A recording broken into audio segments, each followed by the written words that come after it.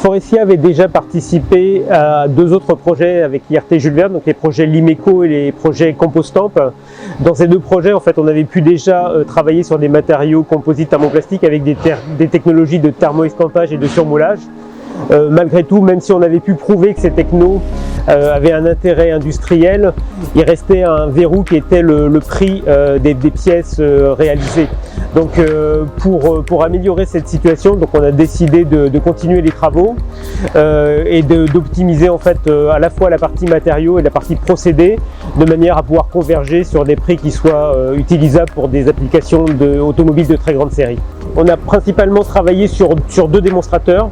Le premier, c'est une structure de dossier de siège arrière qu'on a développé entièrement. Donc la partie matériaux, la partie procédés, la conception.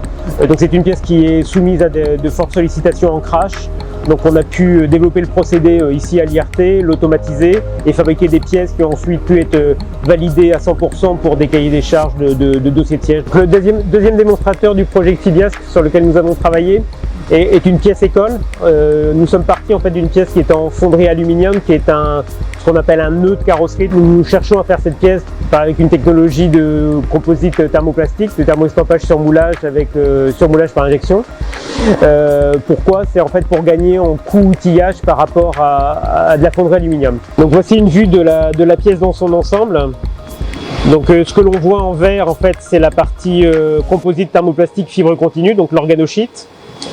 En gris, c'est le surmoulage qui va être fait avec un thermoplastique injecté renforcé par des fibres courtes.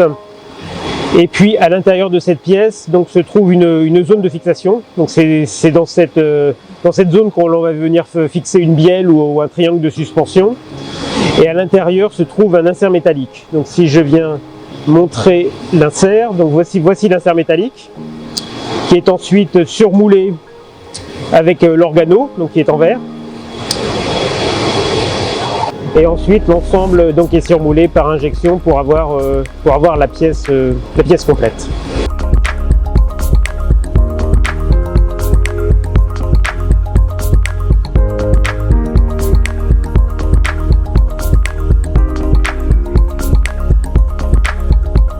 Forestia pour sa division composite travaille et fabrique aujourd'hui principalement des pièces en composite thermodurcissable qui ont 2 inconvénients majeurs.